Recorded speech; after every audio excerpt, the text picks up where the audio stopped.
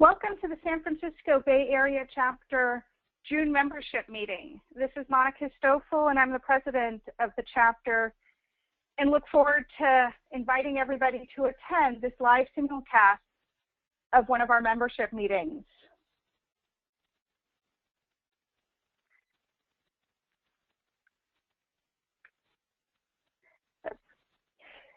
After this presentation, you will be receiving an email with a copy of the slide deck and a shareable link to the presentation.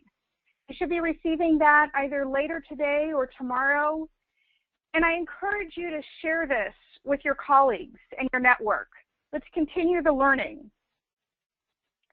We have a great lineup of presentations today. We're starting with the Career Corner, BC Careers, Assess Your Marketability, Formulate a Career Path, and Always Be Networking by Cheyenne Marling from BC Management. Following this is our educational program, Failure is Not an Option. Dive deeper into planning recovery for critical Treasury operations by Lissette Giorgi, the Vice President for Wells Fargo Treasury Management. We will be having time for Q&A. And then Ray Bonilla, our chapter membership director, will be doing the closing comments. Let's take a moment to look forward at some upcoming events. July 10th in San Rafael, California is a DRI Collegiate Conference. This is going to be a great opportunity for professionals in our industry to network with the next generation of contingency planners. End of July is the second annual Bay Area Emergency Managers Conference in South San Francisco. And September is DRJ Fall World, a conference to which ACP members receive a 10% discount.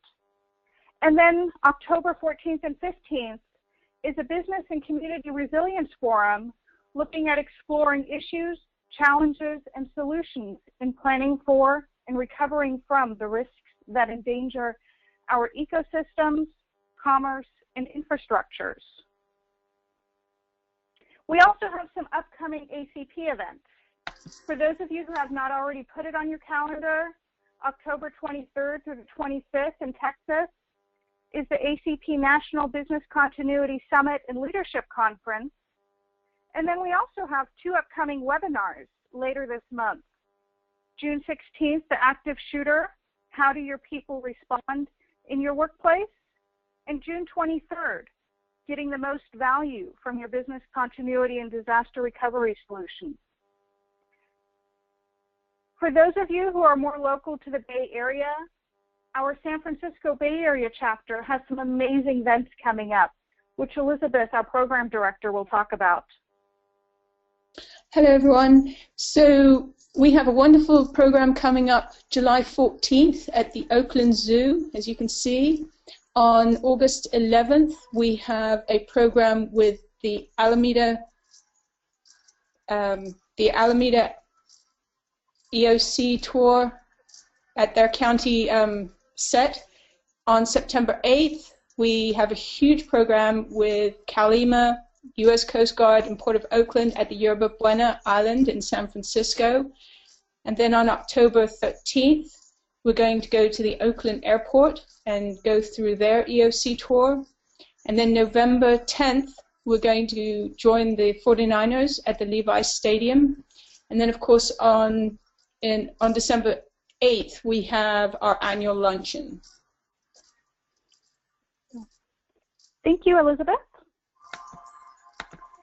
For those of you who are on LinkedIn, I invite you to join the conversation and the discussions. ACP National has a LinkedIn group, and then our chapter, the San Francisco Bay Area, also has a LinkedIn. And here's just some of the recent posts and discussions we've been having on our LinkedIn group. So I encourage you to get engaged. Now let's get started with our first program, the Career Corner. Elizabeth, will you introduce our presenter? Thank you, Monica. Welcome again, everyone. We're so pleased that you could join us. I'm Elizabeth Whitney, and I'm a board member of ACP as well as the Director of Programs and Education, and as such, it is my pleasure to welcome an extraordinary lady to present on marketing your business continuity career by accessing your marketability, how to formulate a career path, and to network. She was the recipient of the inaugural ACP Hall of Fame Award in 2006, and most recently she was awarded an honorary MBCI by the Business Continuity Institute. Please welcome the CEO and President of BC Management Incorporated and an inspiration to us all, Cheyenne Marling. Hello, everyone. Thank you so much for participating in today's WebEx meeting.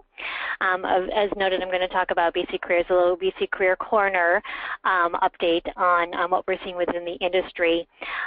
Today, I'm going to highlight some of the findings that we collected from our study last year. We're currently collecting information from the compensation report that we concluded earlier this spring, so that report will be out shortly.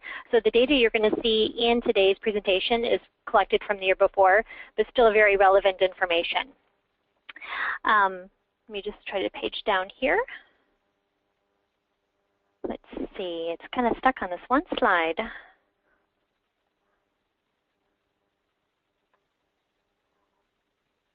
There we go. Okay, let me go back up. So, of course, today, we're going to use information from the study to really understand the market, where the market is right now, and what companies, more importantly, what they're looking for.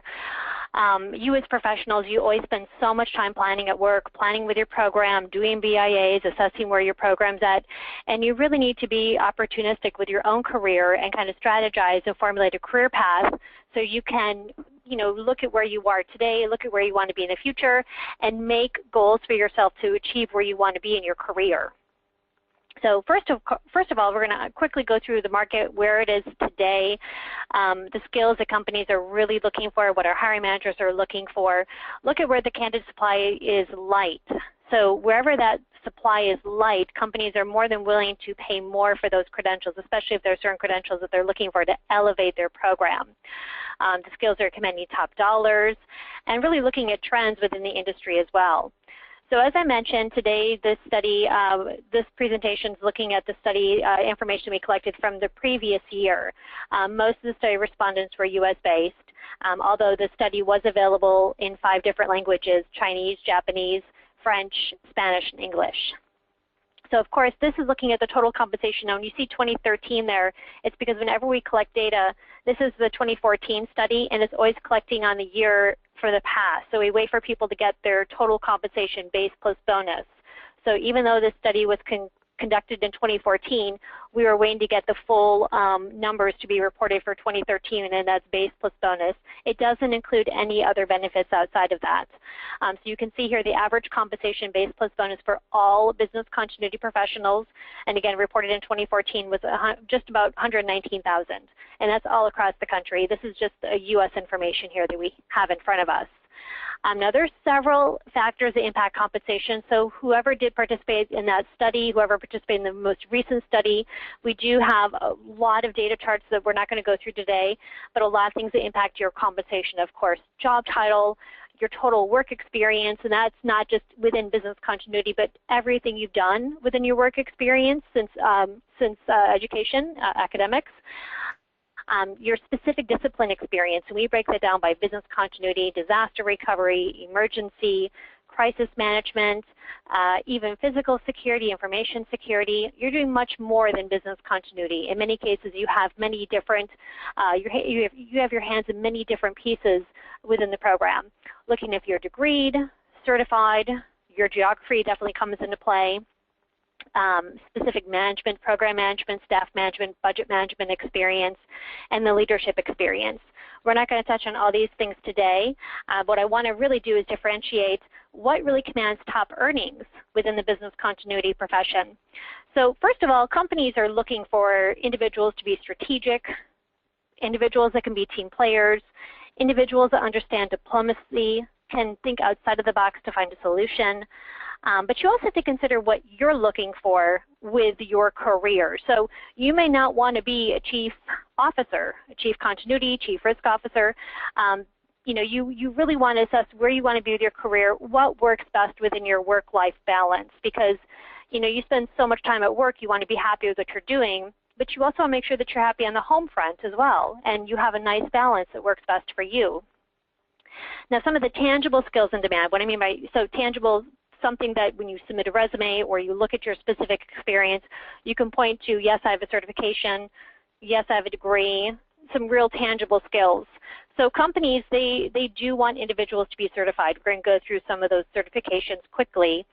Most importantly, if you're looking for a management position, companies do want individuals who have degrees, at least a bachelor, especially if it's a very high-level senior EVP, SVP position, managing director. They're going to want to more likely prefer to have an MBA as well. They want a wide range of expertise. What I mean by that is disaster recovery, business continuity, crisis management, physical security, risk, you know, all those different disciplines that come into the program. Real-world experience, actually developing a program and activating the program during an event. Leadership skills, if they see you have leadership skills, and what I mean by as far as tangibles, have you served in a leadership position within an association? Have you given public speaking, written white papers within the industry? Companies want individuals who have rolled out a training program across the entire organization. You can create a great program, but if you can't roll out the training of that program, the program isn't going to be that beneficial to the company as a whole. Global experience, we are certainly a global commerce, and companies want individuals who understand how to work across the world, interacting with different cultures. So that's certainly very marketable as well. So certification, what is the magic number? A lot of the individuals who have 4+ certifications, a lot of those certifications seem to be self-study. So CERT, NIMS, so all those kind of self-study certifications. I would recommend to definitely look at 2 to 3 certifications to have in your back pocket. If you have more, highlight them at the bottom of your resume. You want to be selective and take a look at the 2 or 3 certifications that are going to benefit your career now and where you want to be in the future. So be very selective about what you're looking for as far as a certification. If you have too many, it tends to be a real alphabet soup after your last name and can raise some red flags. So which ones are most marketable? As you can see, again, looking at the pool of candidates, like we mentioned in the beginning of the study, percent of respondents, you can see by certification. The ones that are not as prevalent within the industry are the MBCP, which of course is a master from the DRI International, the CISSP, which is of course very information security focused, ITEL, intermediate certificate, and the PMP. Now, a lot of my hiring managers know about the PMP. They really put a lot of value on that certification. And from my understanding, it's not the easiest certification to get. So as you're looking, one other thing I do want to mention in this particular data chart is that we do have green circles around the certifications. Again, average comp, base plus bonus. The MBCI, a lot of those individuals tend to be based, when we look through the data, a lot of those individuals tend to be based in the Northeast. They tend to be working with European-based banks, investment firms, and many of the people who have the MBCI certification tend to either also have the CBCP or the MBCP. So many of the individuals with the MBCI have multiple certifications that tie in with the DRI as well, just what we've noticed in digging through the data. The MBCP individuals tend to be, have 10, 15 plus years experience, of course, very skilled individuals within the profession. And the CISSP is, of course, very technical within very information security focused. So the technology background is certainly bringing up the compensation as well. The ones that I see are very, very fantastic to couple together are either with the DRI International and the Business Continuity Institute. Tie that together, couple those together as a whole, or also look at putting those together with a PMP or ITEL certification.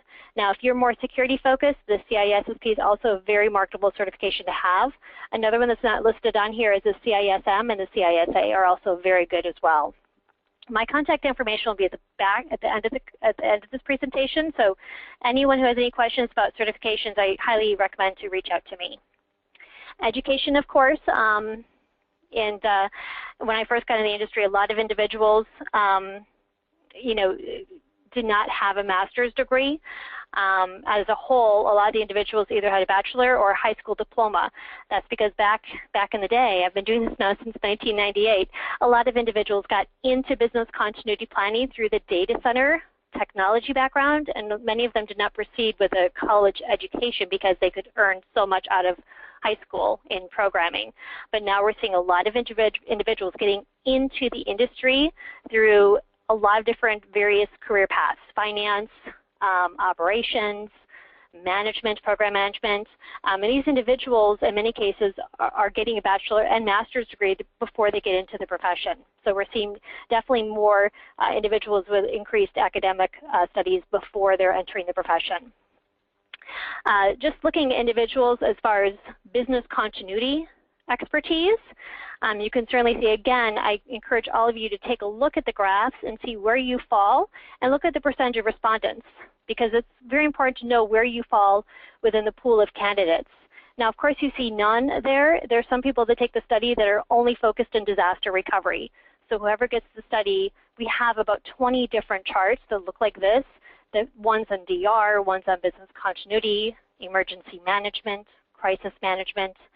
Another one we have, of course, here's DR, disaster recovery IT expertise. So, of course, looking at the breakout, the average comp is, again, always base plus bonus.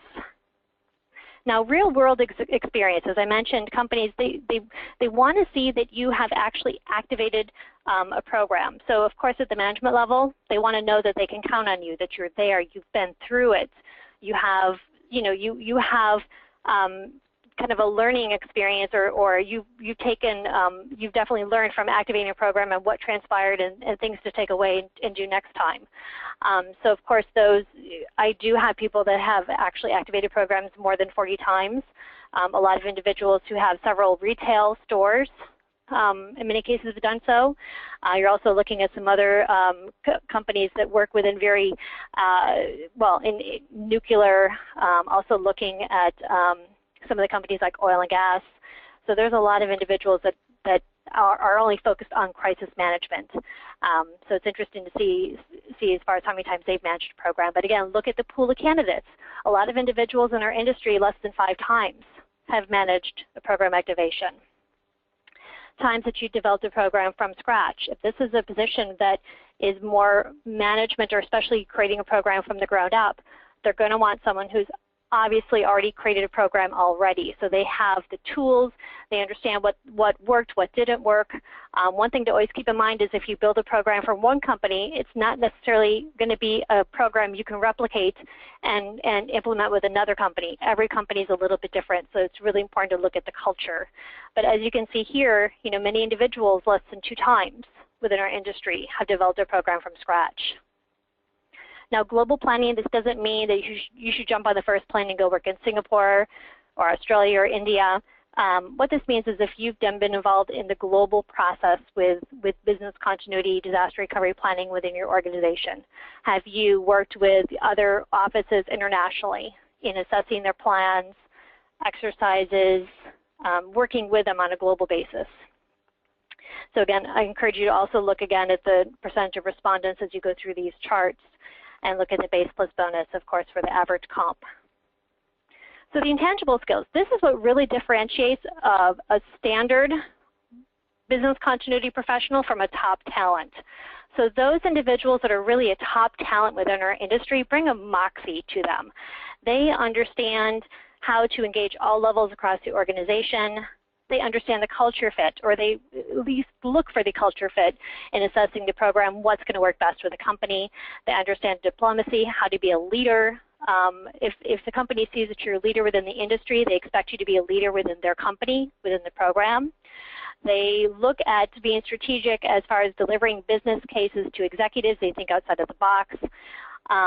And in this industry, to stay a top talent, you always need to consider your personal brand. It's human nature to assess and predict how someone's going to react one-on-one with you and how they're going to react within a group. And your personal brand means more and more to an organization and the program as you elevate your career. So think about when you're interacting one-on-one with an individual, do you motivate them? Are you a person that someone wants to work for? So those conversations, one-on-one and within a group, and to the executives, they're building upon your personal brand brick by brick by brick, and you want to be very conscious and aware of your personal brand and what you project to others, because one bad decision, could potentially destroy that personal brand. So looking at leadership, again, as I mentioned, companies want individuals who are leaders. If you're a leader within the profession, they would anticipate you being a leader within the organization and really elevating their program and really being a champion. So I have a lot of companies that come to me and say, I want a cheerleader, I want someone to really cheerlead this program. And I'm not a big fan of that term. I always say, I understand you're looking for a champion. And of course, they're always receptive to that. So giving presentations within the industry. Of course, every time I give a presentation, I learn from giving that presentation, especially when I'm in front of an audience and have that dialogue back and forth. So looking at your, take the risk, go out there and take the step forward and sign up to give a presentation at a conference, so one of our association meeting. It's so very helpful because you will find that you grow from that. Because as you see from this data chart, most of the individuals have only given a presentation about 5 or less times. So getting out there and becoming more involved in the industry is so crucial. Publishing. If any of you ever want to submit a publication to the DRI or Continuity Insights, I'm in touch with them on a regular basis. I'm more than happy to forward anything over to them. So again, getting your name out there and publishing within the industry is so very important, because I can guarantee you, if you're ever looking for a job in the future, having your name out there, or if you see someone that's published an article and you're, pick up the phone, call them, talk to them about the article they published. Because again, if you're looking for a job or looking to elevate your career, building that network just from those conversations will be certainly very helpful in the future for you. Board member. Now, there's not a lot of upwards growth here in this data chart, but I can tell you just from my hiring managers, when they see that someone's an active board member, they do put that into consideration. Many of them, they see that and go, okay, this person's really involved in the industry. They're certainly a leader within the industry. Many of the companies don't tend to look at that and go, oh my gosh, that person's way too busy. They're not going to be focused on the job. Most of the time they look at it and they go, okay, this is obviously someone who's a leader. They're involved. If they're a leader within the industry, they're going to be a leader champion for our program. So it definitely creates more benefit than what this data chart portrays. So being a top talent, as I mentioned, looking at some of the data charts, thinking about where you want to be with your career, where are you now, making sure that you're always assessing where you are with your career, where you want to be, what are some of the skill sets you need to build upon, credentials you need to build upon, go out there and publish, go out there and give presentations within our tight niche profession. Always be strategic. Think about where you can take initiative, where you can become more involved. The industry has evolved so much since I got into it back in 1998. Back then it was very data center focused. And I think my first conference, I think it was the Hurricane Floyd conference back in 2001, I believe, maybe 1999. I think it was 1999. Back then the big debate was disaster recovery, business continuity. What I'm seeing now, and I think this is a huge wake-up call for everyone out there, we're seeing more and more business continuity report into either risk management or information security or operations. The trending has indicated those 3, or executive office, but still executive office is going to transpire into one of those 3 areas. It really depends on the organization where it's best situated to get the most focus from the organization, the greatest buy-in, the greatest support, sponsorship. So business continuity isn't disappearing, as some people like to say. It's really evolving, and it's a whole enterprise program. So as you look at yourself as a professional in this field, think about where you want to evolve with the profession. Are you more risk management focused? Are you more security focused? Cybersecurity really ties into that.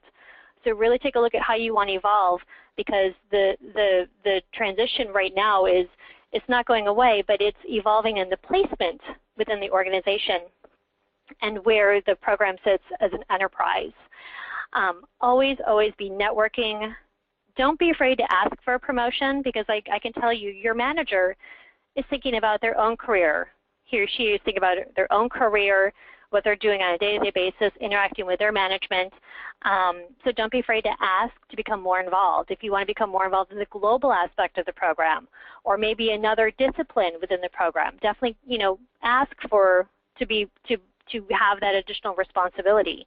The only word of caution is I wouldn't expect an immediate increase in your pay, but definitely it's something that can come up in the future. Now, as I mentioned, kind of plan with your career, look at your tangible skills, what you have, what's in demand in the industry, conduct a SWOT on yourself, strengths, weaknesses, opportunities, threats. Really look at your roadmap, your career roadmap.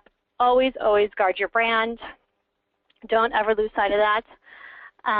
Understand when it's appropriate to seek a new employer. Don't just jump just to jump, because sometimes in many cases, when I talk to people that just jump and look for more money, they're usually never happy in the long run. And as I mentioned today, always network. Always tap into your network as much as you can. Even when you're looking for a job, tap in, reach out to them, give them a call. And if anyone has any questions in regards to writing a resume or interviewing, that's something I'm more than happy to discuss on the side. Always look at how you can become more of a leader, how you can stand out amongst your peers. When you are interviewing, it's really important to show genuine interest. I think genuine interest and thank yous tend to be really overlooked in this day of age, and it's sad. So always make sure that if you are looking, express genuine interest, make sure you have the thank you, and always be positive, because things just work out for a reason, and it's really the journey that you just have to go through. And now we have the question segment. And my contact information, of course, is there, so certainly anyone, please feel free to reach out to me on the side too.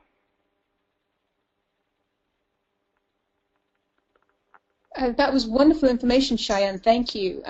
So this is Elizabeth Whitney again. We're now going to open up a Q&A session for Cheyenne. So please submit your questions,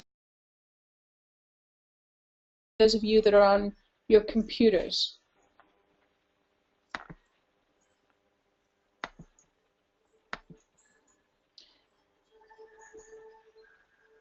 So, and if anyone wants to send me questions on the side, that's fine too. So Cheyenne, I did have a question for you, and it had to do with the CISA and CISMs that you talked about that were good certificates to have as well. I'm not familiar with those. Could you just tell me a little bit more about those? Yes, it's a CISA, I'm trying to recall it, Certified Information System Auditor, I believe. And then the CISM is a Certified Information System Manager, I believe. I don't have the certification list right in front of me.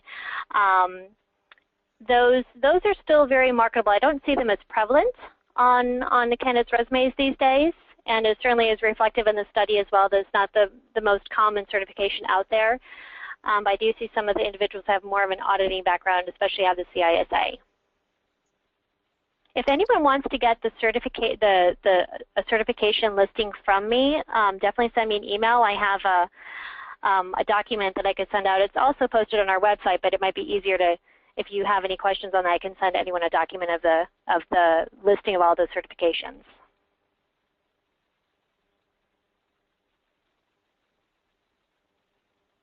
Very good. I have a question here. What industry is leading in terms of hiring BC professionals? I'm sorry, what industry is leading in hiring BCM professionals? Okay. We kind of see more financial more than anything else, but the market, the recession really hit the financial industry hard. And in many cases, they're still recovering from it. The positions we place are across every different industry. I would still say financial is probably the most active, which crosses over into investment firms. We do work with hedge funds. Aside from that, we also see a lot of work with healthcare, telecommunications, and insurance and retail. It's really all across the board. But again, the industries are more heavily regulated, tend to get the most amount of work or placement activity. Fabulous. I got another question here. Person asked, do you find hiring more active in certain parts of the country? Good question. Most of our hiring tends to be more active, of course, in the large metropolitan areas, especially New York, Chicago, but then we also have activity in Atlanta, Georgia, and Dallas. Boston is also another location we've had a lot of activity in. But it's interesting because probably about 6-9 months ago, we had a lot of activity in North Carolina. We're based in California, and ironically enough, we don't have as much activity here in California. You think it'd be different given the upcoming of all the talk about earthquakes. California is not as active as the East Coast. We also had a lot of activity in the Northwest as well, in Oregon and Seattle, Portland and Seattle. Okay. I've also got a couple of questions. What about the BC auditing certifications? They were not listed on your chart, and also somebody asked that they didn't notice any hang on one second, that just moved my chart. Someone said that they didn't notice any ISO certifications on your list. Are they not recognized by the BCP community? They are, but those ones that were listed in the study in that data chart were the most common ones. Very good. Okay. Yeah, they're the most common ones. So there's a lot of certifications out there. When someone takes the study, we have it broken out by business continuity, disaster recovery, relevant certifications, emergency management, risk management, information security auditing. So we have all those different disciplines by breakouts, and then the relevant certifications under each discipline. So there's at least 60 different certifications to choose from within the study. But the ones that were highlighted today were the most prevalent out of the people who participated in the study. Again, thank you, Cheyenne. That was some wonderful information. We're going to leave it there. If you have any additional questions, they will be sent to Cheyenne to answer by email later. So now I'm going to turn it over back to Monica, I believe. And then I believe I changed to Lissette, so I will make Lissette. Oh, Lissette. Thank you. Yeah.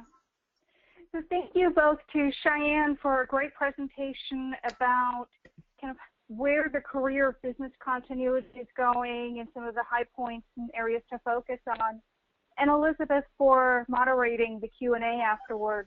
We now have our next presentation and presenter, Lissette Giorgi. She is Vice President and Risk Manager of the Treasury Management, Internet Risk and Compliance Business Continuity Team in Wells Fargo Wholesale Services Group Division. She manages the business continuity and disaster recovery program for Treasury Management, including the Treasury Management cyber recovery strategies, focusing on offering continued service to Wells Fargo's corporate, commercial, and government customers. Lissette presents at Treasury Management gatherings across the nation, teaching treasurers about continuity planning and providing recommendations and solutions to guide them towards recovering their critical treasury functions. She has been a member of ACP since 2009 and is the current chapter secretary and past president of the San Francisco Bay Area chapter. She also serves as secretary to ACP's President's Council. In 2012, she was awarded the Continuity Awareness Award by DRII, and locally, she is an active participant in her community, collaborating with Bay Area agencies and associations with the ultimate goal of having a resilient San Francisco Bay Area and its communities. Her presentation, Failure is Not an Option, dives deeper into planning recovery for critical treasury operations. Lissette? Thank you, Monica. Welcome, everyone, to the San Francisco meeting. I'm so grateful and honored to be presenting to you as a speaker. And I want to say thank you to Cheyenne. Thank you, my friend. You did an amazing job. Thank you so much for helping mold this profession. You have really done us a service. Thank you so much for that presentation. I'm going to sort of segue into some of the things that Cheyenne has shared with us. there is a reason I feel that this topic is really relevant. Cheyenne had said that the business continuity profession is evolving, and that is absolutely the case. Gone are the days where we're just focusing on the basics of recovering if we lose our facility or recovering if we have a pandemic and have a significant reduction in staff as an example. And so with that, I have been able and fortunate enough to be presenting at Wells Fargo's Global Payment Conference for almost 5 years and talking to a lot of businesses, treasurers, and controllers to find out and gauge their level of preparedness. And I'm finding that many cases we see very solid preparedness, but unfortunately in most cases we're finding that the treasurer or the controller does not necessarily feel that they're as prepared as they would like to be. They don't have that confidence that we as risk managers in this profession want to ensure that our business partners have. So the reason that I do this again is I'm trying to find a way to bridge the gap between our profession as business continuity professionals and the financial side of our companies. Why is this so important to me? Well, ultimately, our economy in this country is related to business and finances. And if we have disruptions for any reason at a company and the finances don't recover, it's a residual effect. So when I get to talk to treasurers and controllers, I do always start with how prepared are your critical treasury operations during disruption. You could see the list here. Either they're very prepared, well prepared, or somewhat prepared, or not at all. I never get 4s. I think most people know that they're prepared. We, on the average, see preparedness really more at the well-prepared, have good and tested plans, but could be updated and have better solutions. My true reality is I think we fall somewhere between the 2 and the 3, because where we are very well prepared or well prepared, we may not always be able to conduct transactions financially that are critical to businesses. So, what if your business was disrupted today? Do you know if the financial side of the house could continue payroll services to the employees, including your own paycheck? Do you believe that they can make daily investments without any penalties or loss? What about making their bond or tax or other payments without introducing risk or defaulting on liquidity? These are questions that our treasurers and controllers are concerned about, and I would encourage you to share this topic and information with them. Now I'm going to provide you some information that I really do hope all of you already know, but for the sake of clarity, I'm going to give it to you anyway. The horizon scan, I think everyone should be familiar with, and in 2015, these are our top threats. Business continuity has polled about 720 companies across 72 countries, and top 3 is data breach. I think we all are familiar with the fact that data breaches are unfortunately too often in the media, and they are incredibly disruptive to companies. Unplanned IT and telecom outages are number 2 of the top 3, and it's really interesting. The whole evolution of business continuity and recovery management, it started really hitting me when my own management asked me, what are we going to do when we have no internet? And I thought, well, that's a very broad question, but I was told to find solutions to what happens when we have no internet. So I attempted to go down the path of asking the same questions as my business partners and certainly discovered exactly what I thought. It's way too broad of a question. We need some substance behind the why. But believe it or not, if you don't have solutions in place, you're going to be severely impacted. And then, of course, cyber attack. This is unfortunate that this is the day that we live in. Cyber attacks are prevalent, and we have amazing cybersecurity programs. I would hope that your businesses are embarking on those or are getting more seasoned to mitigate risk, which is where it needs to be. However, as risk managers in the continuity profession, we also need to expect that sometimes our mitigating controls are not effective, and recovery is going to be what we need, that is going to be our safety net. So you should be putting plans in place, certainly, to recover from a cyber attack. So why is this important to you? These statistics are a little different than what we're used to seeing. 60% of organizations experienced attempted or actual payment fraud in 2013. And of them, 82% were actually victims of check fraud. The reason that this is an important figure is just so that you know, a lot of financial institutions are running massive programs of moving most of their activity on technical solutions and moving away from checks because check fraud is all too high. So if we're on technical solutions, we're going to run the risk, of course, of business disruption if for some reason that technology is disrupted. 76% of the state chief information security officers fear the state's ability to protect against cyber threats. And 16% of organizations report a high level of integration with their mission-critical third-party service providers. Keep in mind your financial institution is your mission-critical third-party service provider. So that percentage of 16% is incredibly low. So now we're going to look at something that appears very familiar. Please bear with me. I'm trying to give you a big picture here. We're going to identify and evaluating the impact of disruption. We in the business continuity profession, disaster recovery, emergency management profession definitely understand the foundation of recovery starts with the business impact analysis. Obviously, you already know that it's the essential component of your plan. It gathers information to develop those recovery strategies, and it helps you minimize risk. It helps you predict those consequences and explore vulnerabilities. You already know this. Why do we do this BA? Again, to highlight those potential risks, to identify the cost of failure, maybe the loss of cash flow, the replacement of technology, and so forth, or identify critical functions and processes. So now I'm going to look at a BIA differently. We're going to use a fictitious customer example because I really want to drive in on what the finance side of your company is more concerned about. So in this fictitious example, it's a government entity. They have a biweekly payroll and they pay about 35,000 employees. And believe it or not, this particular customer will also issue in that payroll 5,000 checks. I know you may be thinking that seems incredibly high. A seventh of the population still receive checks. I'll give you examples as to why people may still receive checks.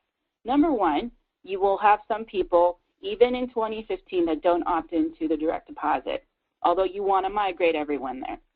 Number two, and this is the piece that people forget about, there may be a situation in which an individual has suffered some sort of fraud within their own account and had to open new accounts and had to trigger new direct deposits, or there's new employees that had to trigger new direct deposits.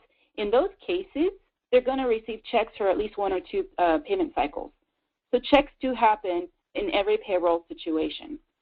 This customer also has up to $120 million of payroll value. They are required to do bond, debt, and tax payments, and they have the high potential for regulatory and contractual penalties.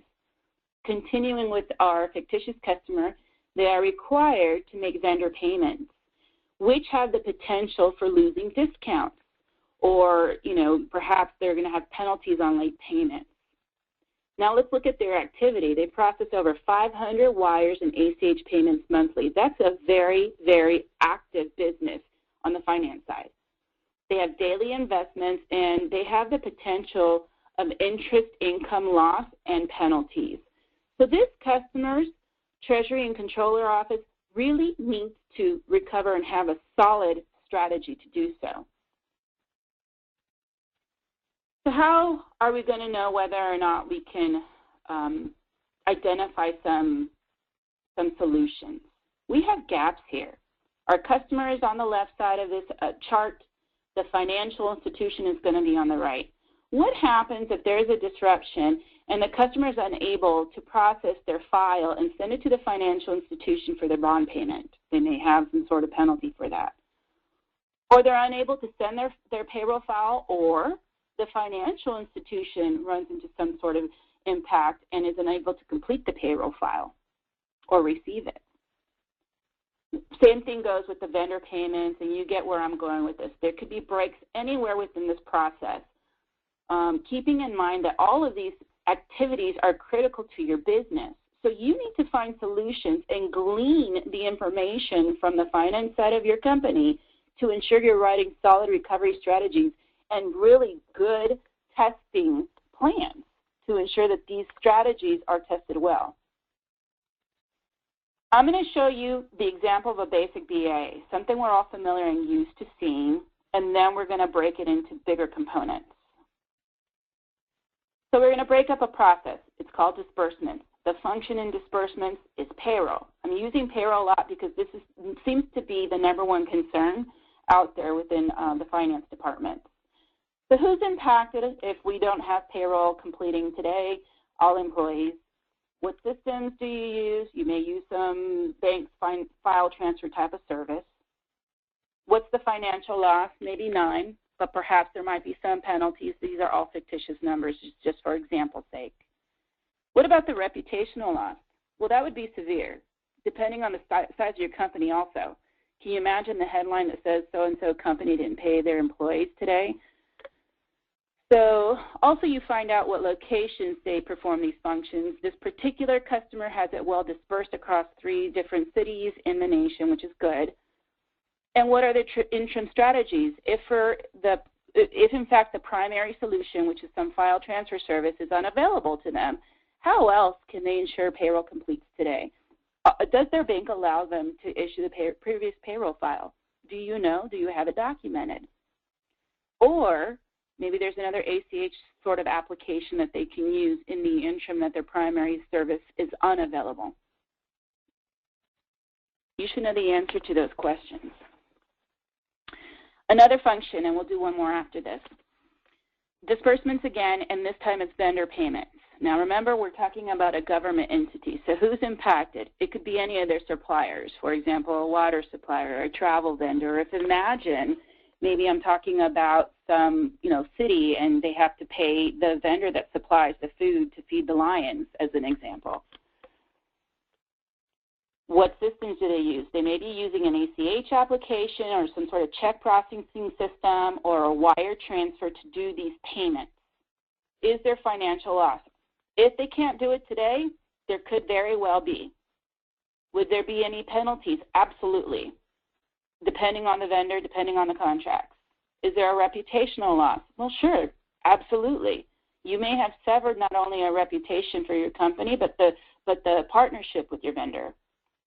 In this example, they do it in only one location. I'm sharing this with you because I'm noticing that not all Treasury functions are well dispersed across geographic areas, and so I threw that in as the example.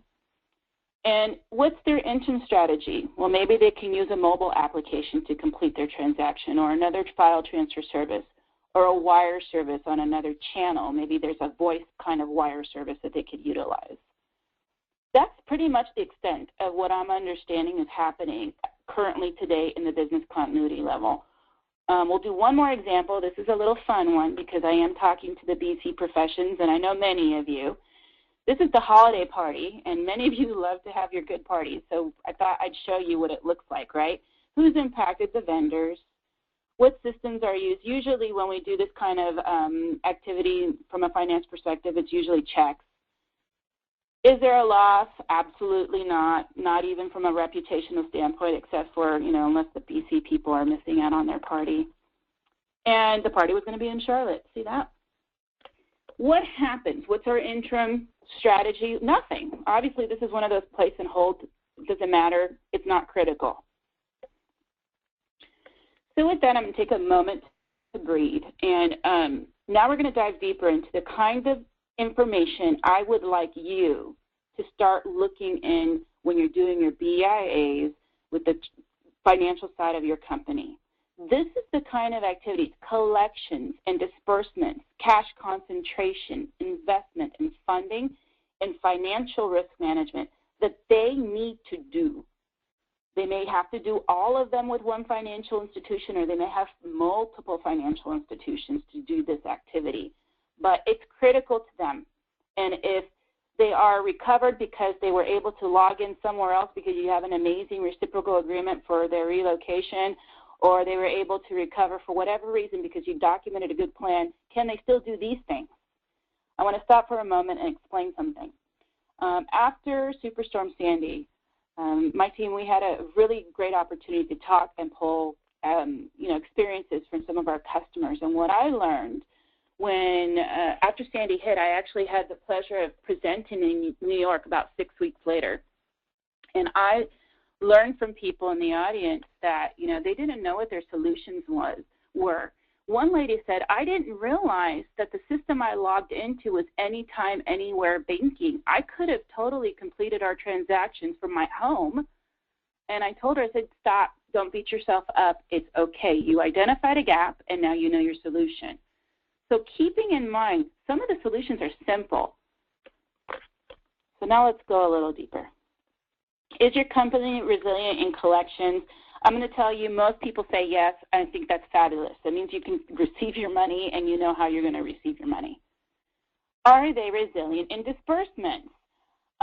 We have a mixed bag depending on my audience. Sometimes it's yes, but usually it's somewhat. And I think that's because of that big payroll concern, because that's a disbursement activity. So I would certainly like to see that bump up to yes. And you guys are going to help me make sure that we do that in our companies.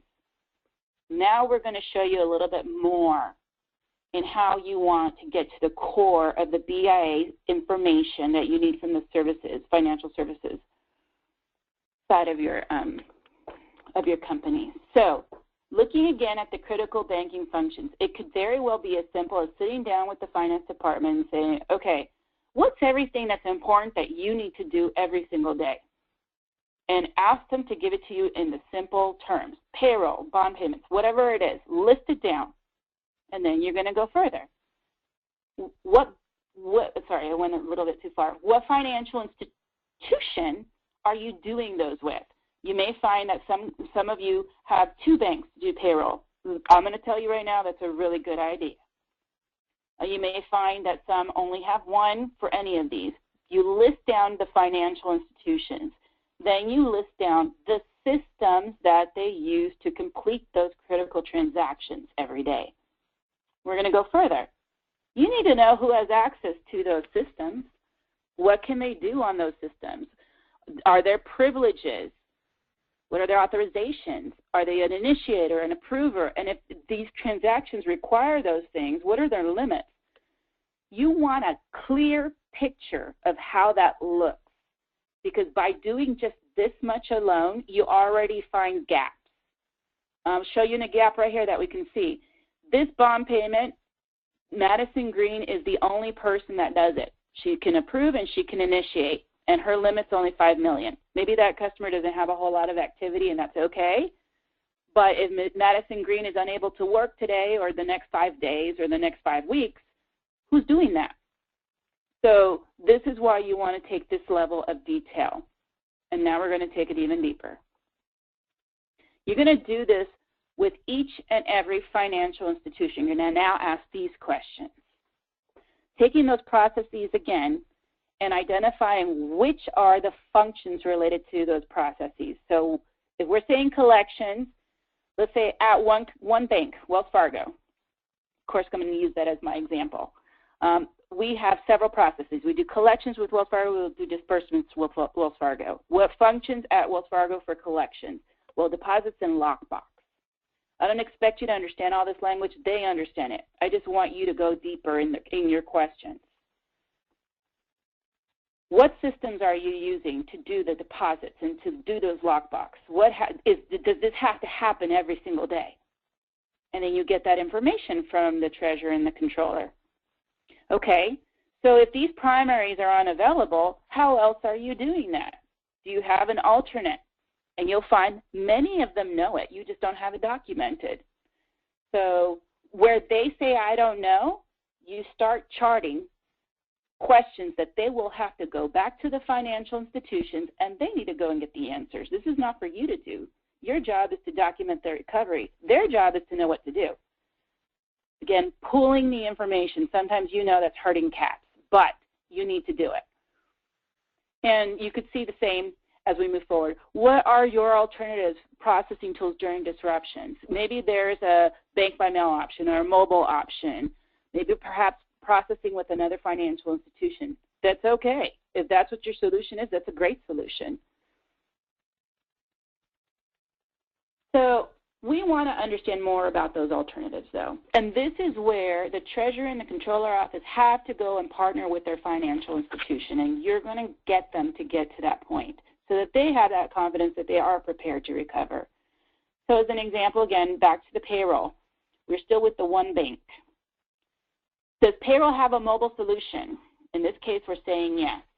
How about issuing vendor checks? We're saying no. Wire tax payments, we're saying yes. So you know which things can be done on mobile. I'm going to pause and tell you a story. It's called Mobile Save the Day. And I'm going to tell you exactly.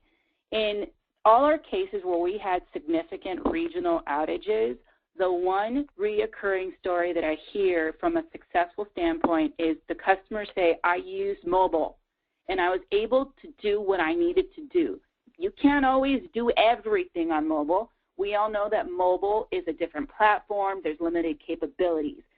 But you need to know what you're capable to do in mobile and go document that in their recovery plan so that they know that they can continue those services, and they could be even going home and sheltering and continuing those services. Products, are there other alternative products? Perhaps for payroll, these are all the different ways you can do a payroll that we have listed here. And is there a financial institution? If your financial institution is unavailable, what are the other choices? You will ask those questions so that you can get the answers. You can get to the core of where the disconnect is. How do you perform these? If the primary is unavailable, find out. Did they implement a solution at another financial institution, or do they know of a service within the same primary financial institution that pretty much does the same thing? So other questions I want you to ask while you're doing this additional, level of BA. Where do you store your security credentials? Again, back to Superstorm Sandy, I heard a story of a young lady that everyone evacuated their building in Lower Manhattan, and she learned that everybody left their secure second-level authentication tokens in the office. I don't know why she did this, but she chose to climb, I think, 50 flights of stairs, and I'm not exaggerating, and swept the floor and grabbed all those tokens for her coworkers and came back down. That was unnecessary. Had she known that there were other alternatives for how they would have security credentials during that moment of crisis, she could have saved herself that trip. I'm sure her legs were burning for a few days afterwards.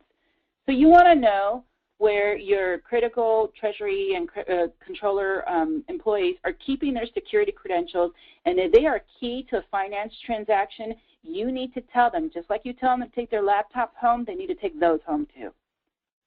And if they don't know where they are, they need to at least know what the alternative is to having that security credential when they don't have the key fob in their hand. How do you access services when your security credentials are unavailable? I just said that. Which services require approval authorization? You want to know clearly of the critical services that they do with their banks, which ones require approvals, and are there additional authorized approvers requiring access? Because this is a perfect time for them to look at the big picture and say, I think we need to get more people involved in this process. Also take a look at the locations while you're at it and determine if you are too heavily centralized in one location or not very well geographically dispersed, and make those suggestions that perhaps they should cross-train and give access to someone in an unaffected or more remote area. What is the process to get additional users access? You want to have that documented in the BCP, because during the moment of disruption may be the time that somebody might be needing to give somebody access. And who has access to all those alternative solutions that you guys are identifying? Because some solutions require different credentials and different users, maybe a whole different department, so you want to know who has access to them. And how do I mitigate fraud risk during a disruption? That's a big one. We all know that moments of disruption are an avenue for many things, and from a financial standpoint, it's an avenue for fraud. That whole smokescreen aspect is very, very real. And so we want to make sure that your company is still mitigating the risk of fraud while they're managing through the disruption. So they need to talk to their bank and find out how they can do so when they're in the interim of recovering. Banking services to consider for recovery. These are, many financial institutions offer these kinds of services, so you should ensure that you're having this dialogue with the treasurers and the controllers to ensure that they are aware that these solutions exist and that they consider opting into them. Mobile platform solutions, as I mentioned to you, mobile often saves the day. So ensuring that the Treasury and the controllers understand what they can do on mobile and understand how to log in and even utilize it once in a while. File transfer services. Typically, a file transfer service with a financial institution is just a place in which you say, take the money from this account and give it to that beneficiary. It's that simple. So there's a lot of recovery that can happen if they opt into some file transfer service to allow them to continue moving money around. Alerting or messaging features. There was a company that had a disruption, and in the process of evacuating and making sure that all of his employees were safe, this one individual was pushing everyone out of the building and telling them, you know, go home, we've got it. I just want you to be safe and safe with your families. And it was also payroll, and they'd queued up payroll. The problem is this manager was focused on ensuring everybody left and made it home safely, that he forgot to approve the payroll. He was also the approver. This could have all been avoided for him because the payroll did not go through. It could have been avoided if he would have opted into the alerting or messaging feature of his tool, of the service that his financial institution provided. He would have seen an email or a text that says that he had something pending approval and would have discovered that he hadn't finalized the payroll. So opting into this free features, almost all banks have it, you should do it. Commercial card services. This one is one that I really think is underrated, and people need to know more about it. Most financial institutions have and offer commercial card services to their customers. This is where your company issues credit cards. A lot of us have finance accounts, credit cards. Well, banks can also issue them inactive and activate them only when necessary. So find out if your financial institution has that level of service with their commercial card. You could literally issue these only for those that need to have access to commercial cards during moments of crisis. You activate them with a simple phone call. The limits are already pre-decided. You already have them active in their wallets, and they only use them during crisis. And guess what? The beauty is when you're at the end of your situation and you're more recovered and you're starting to fill out the insurance papers, you have all of your expenses, you know, categorized within the commercial card, so it's easy to transfer over to an insurance claim. I love this particular service that most banks offer, and I would consider that your finance department opts into it. Annual consultations to validate your banking assumptions and your key contacts. I highly encourage, just like you do record validation with all of your BCP people and making sure all the contents in your plan is still current and viable, the finance department needs to be doing this annually with their bank. They need to make sure that all the alternatives that they have opted into are still viable. They need to make sure that if they've implemented any new services, that they have solutions for those as well, and they need to ensure that they have their contacts updated as well. And all of that, of course, should be added to the business continuity plan. And lastly, requesting, of course, that your financial institution participate in the test that you perform. Your financial institutions will partner with you. They'll be happy to be a participant to your test to help address any discussions or gaps. Often, you know, inviting them even to just a tabletop to understand where their limitations are and see if there's any gaps is really, really essential to ensure that there's recovery in the finance side of the house. So with all of that, we're going to try to bridge the gap, of course, between the customer and the financial institution. So currently, we had all these breaks that I shared with you earlier.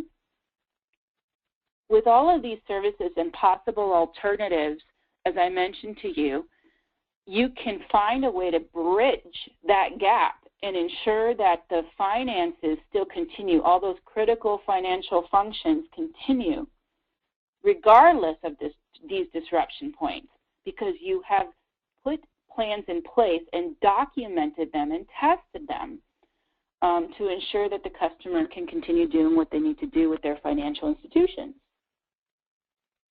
So where do we go from here? Our financial institutions are willing to answer questions that they receive. So when you're in the process of an RFP, as an example, what are the kinds of things that you want to be asking? Or maybe you're in an annual review with the financial institution. What should you be asking? Some of this will be repetitive, but I really want to drive it in with you. Mobile options, again, I can't share enough with you how mobile has really been an amazing solution. The user access process is really critical as well. Some of the alternatives to those critical functions, which I'll show you right now, some alternatives to critical functions actually require implementation in advance. That whole preparedness aspect of what we do, well, it's definitely prevalent in preparing your finance side. You need to understand what those alternatives are. You need to understand if they require implementation or prior enrollment, and you need to understand how to get more user access in the future in case that has to happen during the moment of disruption. And of course, you also want to understand what the testing options are. I'll give you an example. For a customer that might opt in a solution for wires to maybe a different channel like a voice wire, a lot of banks offer that as a solution. It's a completely different platform. Have them issue a wire in that alternate at least once a quarter, because it's going to be a very different process than what they're used to doing every day. It's a very simple test. It becomes tried and true and known. So those are simple little things that you can be doing. What are the recovery times for each of the services? So those systems that you identified in your deeper dive BIA with each financial institution during your annual reviews or your RFP phase, a request for proposal, perhaps you're shopping around for a bank, find out what the recovery times are for each of those critical services. You need to know what you can expect, and you need to know that it works with your business. How will you disperse cash during incident response? How is that possible? What are the alternatives to making deposits or withdrawals? A lot of, like I said, a lot of our services are becoming more and more technical, and what isn't technical is being driven to be technical. So you need to understand, how else do I get a deposit, or how else do I do a withdrawal? What are the alternatives to payroll service? This one is, like I said, the biggest sore point that I have seen across the board. And so I would absolutely encourage you to schedule a meeting with the finance side of your company and start asking these questions, and start with the payroll, because that actually directly impacts you. I know personally, I want to know that I'm getting my paycheck, because I do depend on that every single time we get paid. And so you're going to want to close that gap, because it absolutely impacts you if you don't. Will ATMs be available during emergencies? All financial institutions handle this situation. Find out what your financial institution is proposing for you. And what are the solutions for transportation disruptions? You do realize that when roads are closed and so forth and planes are grounded, everybody's affected. That includes money not being moved around. This is one of the main reasons the whole electronic deposit system actually came into play, right? After 9/11 and planes got grounded, deposits didn't go through, and now deposits don't necessarily need the checks to transfer from place to place. So what are the solutions if there is a transportation disruption? If you have a lockbox and a lockbox location is closed down, what happens? Banks have solutions for that. You want to know how that affects you if there is no solution for that. And how will we continue to receive support in the event that our customer service is disrupted? Perhaps the bank is going through their own issues. Obviously, with Sandy, it's a big regional event that we all went through. Companies were disrupted, financial institutions were disrupted, stores or branches were closed, ATMs were down, things were running on generator power, lockboxes were having to transfer to sister sites. There was all sorts of chaos going on. Customer service still continues because our banks have really good, solid solutions on how to ensure you, customer, can still make a phone call and still get somebody to service you. We want our customer service. Banks want to make sure that the needs of our customers are met. So you need to know how you continue that support. And you want to make sure that it's documented in the Treasurer and Controller's Office BCPs so they know what they're doing. And in some cases, banks may actually sit down with their customers and help document some of these solutions. And so encourage your treasurer or your controller to go talk to the financial institution and see if together they can document a plan that works for both. And then your job is even easier. Maybe you attach it to your BCP. But this is something you need to be doing because the finance needs to be recovered. Again, back to the whole economic impact. I really love this country. I know you do too. That's one of the reasons we all do what we do from a recovery perspective, and we do it with heart. Please go and help the finances recover. So with that, that actually brings me to a close in the message. I think you've all seen this before. Every disaster is a crisis, but not every crisis is a disaster. So I'm going to open it up now at this point to questions. Monica. So we do have a few questions that came in. Thank you, Lissette, for the wonderful presentation and really looking at the recovery of the Treasury operations and things to consider as we're working with our bank to help bring our organizations back after disruption. Let's start with the first question. This was sent in by George. Most of us have BIAs built into our DR and BCP processes. Is there a general BIA template or checklist that we could reference, perhaps finance and IT areas? I did create a general BIA that adds this level of questions, and I will provide it to ACP so that we can have it for our membership. Okay. Thank you. And this is a reminder, if you have questions, submit them in the chat, and we will bring them up and ask our presenter. What is the differentiation between a cyber attack and a data breach? Well, that's really more a question for the IT professional, but I'll take my stab at it based on my experience. A data breach is data that's been compromised within an organization. Often there's regulatory requirements around how that needs to be responded and what kind of communication has to be stated to customers and the timeliness of all of that process. Whereas a cyber attack can be many different things. Cyber attack is not one thing. It could be someone's attacking the technology, maybe IP addresses. Maybe there's a denial of service occurring at a company that's denying customers to log in. And perhaps, you know, there could be a situation in which customers are just unable to log into financial services or unable to log into their own networks. And that will keep them from being able to transact with the bank.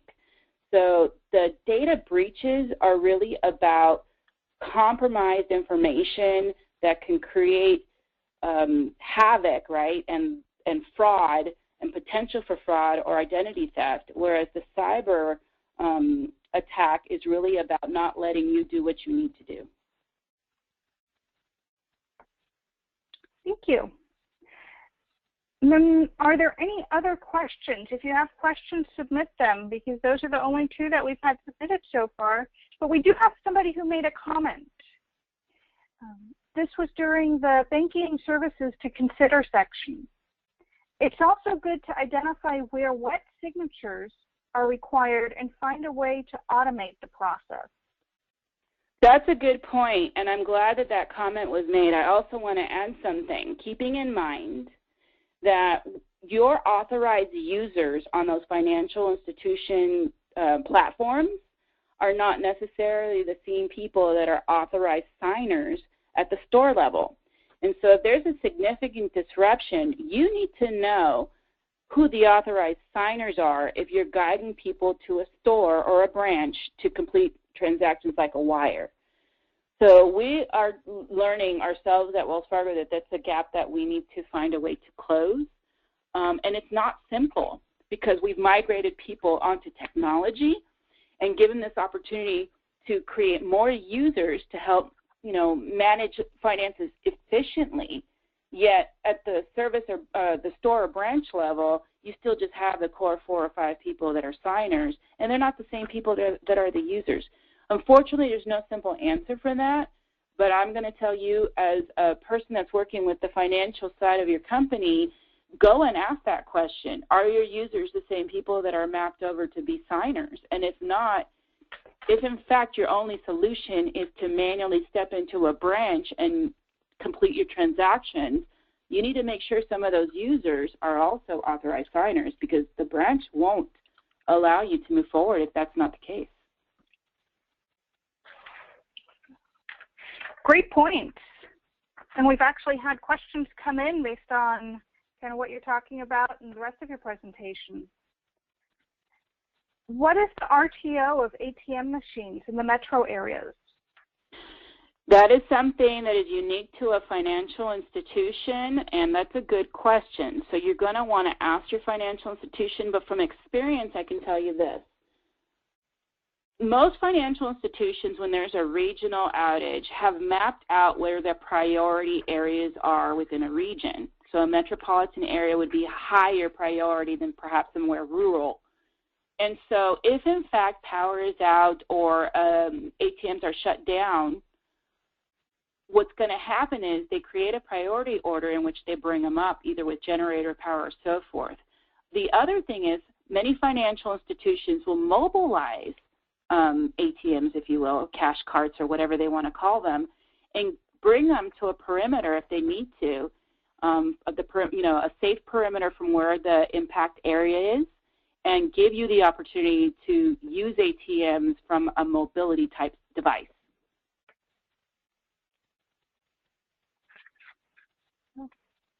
Thank you. So it's sounding as if, well, you have your experience. Each bank is going to be slightly different and touch base with them, which is a great way to start the conversation, reaching out to your bank. We have another question. Will the BIA template that you mentioned, Lissette, be distributed with the slide deck, or will that be separate? I don't mind distributing it with the slide deck. I can get it to our wonderful sponsor so that it can go along with. Okay. Thank you. And that should make it available to everybody who's on the call, who's an ACP member, as well as all of our guests who are joining us. But if you do have any questions, comments, or would like to reach out to the San Francisco Bay Area chapter, you can always send us an email at sfacpchapter@gmail.com, and we would love to hear from you. We have one last question, and then we're going to wrap this up, and you can always send us your questions via email as well. We have participated in a scenario to test our reactions to disruptions. This is coordinated by the Department of Homeland Security with corporations and financial institutions. The person asking this is from a corporate company and would like to participate in additional scenario testing. Are you aware of any other testing programs? Unfortunately, no, I'm not off the top of my head. I would encourage you, again, to talk to your financial institution and see what solutions can be put together. So. I'm also going to make one more comment. There's a lot of information out on the FEMA site. I know that many of you are very aware of what a wonderful resource the FEMA site can be. So I would encourage you to check that out to see what else you can find from this perspective. It was brought to my attention not too long ago that the Emergency Financial First Aid Kit, or what they call the EFFAK, checklist and form, it's dated September 2014 from FEMA. And I combed through it and I thought it was really wonderful. It's really about personal financial preparedness, but it allows you to have a place where you're documenting maybe your solutions for personal finances, like your household finances, where you store your credit cards, what those numbers are so that you can close them, what the customer service phone numbers are so that you can address them, emergency notification or payments information, insurance policies, or other sorts of incomes. The document is amazing, and so I encourage you to go out to the FEMA website and pull out the Emergency Financial First Aid Kit to comb through it. It's about maybe 24 pages or so, and it's a really good tool to do some personal financial preparedness at home.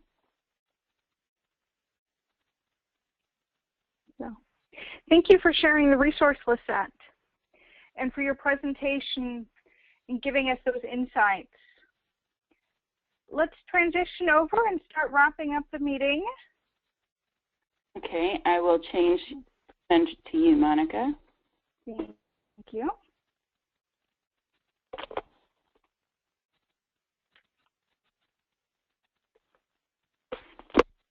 Okay.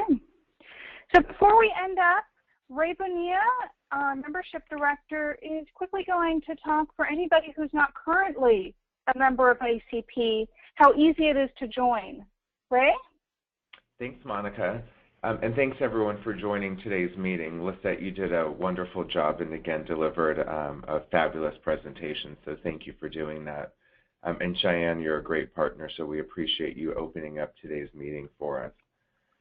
Joining ACP, for those of you who are guests, we want to welcome you to today's meeting, but joining is quite simple. It's actually as simple as 1, 2, 3. So you log on to the ACP website. There's an opportunity to click join or join today. You're going to you're going to sign up as an individual member. And for those of you interested in membership in the San Francisco Bay Area chapter, make sure that you affiliate yourself with that chapter so you become a part of the distribution list for upcoming events, activities, and future meetings that the chapter is hosting. If you have any questions about how to sign up for membership, you can feel free to reach out to Monica, Lissette, or myself, or really anyone else on the board of directors. The process is pretty straightforward. So thanks again for joining today's meeting, and for those of you who are guests, welcome, and we hope that you'll be members soon. Thanks, Monica. Back to you.